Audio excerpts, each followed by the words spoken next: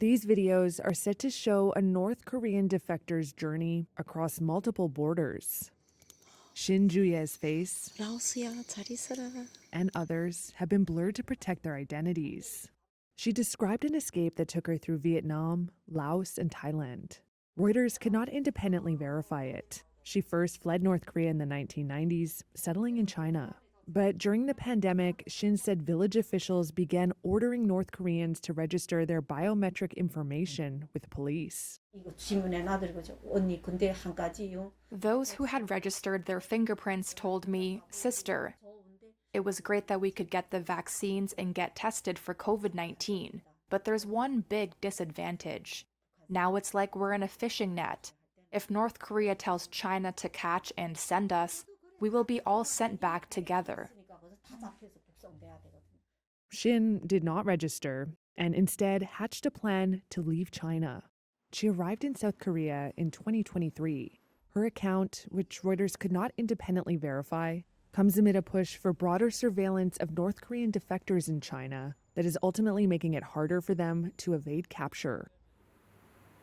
This is the border between North Korea and China, a frontier that is about 870 miles long. Reuters reviewed more than 100 publicly available government documents that outline spending on border surveillance and infrastructure. They reveal that China has implemented new deportation centers, hundreds of smart facial recognition cameras, and extra boat patrols. And border police in China's northeast have been given quotas to identify and expel undocumented migrants. That's according to previously undisclosed official documents and a dozen people familiar with the matter. The documents don't explicitly say North Koreans are the targets, but the measures in the documents focus on areas that border North Korea. Reuters found little evidence of similar actions at China's other borders, except its porous frontier with Myanmar, where China has been tackling organized crime and recently opened a deportation center. The authorities for China's border police and immigration agency did not respond to Reuters' questions.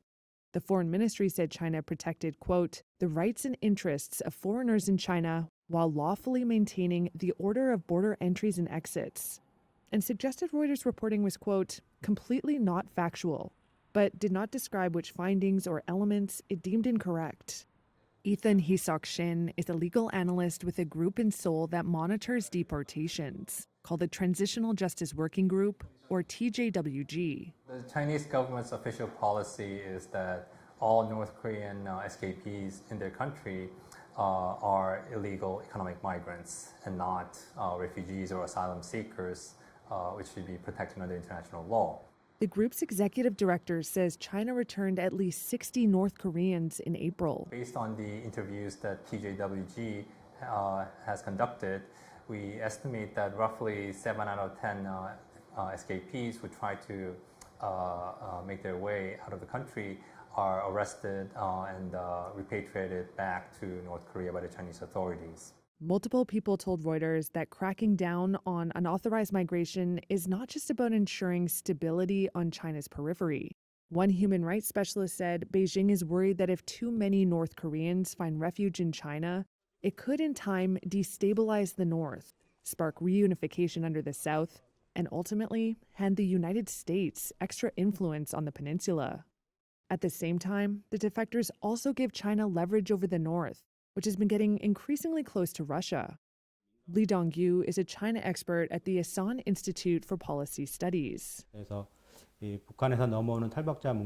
Since China is controlling defectors from North Korea in such a manner, China can demand something from North Korea that is beneficial to China. North Korea's embassy in Beijing and its UN missions in Geneva and New York did not respond to questions from Reuters. In a statement, South Korea's foreign ministry said Seoul is making, quote, all-out efforts to prevent China from forcibly repatriating North Korean defectors.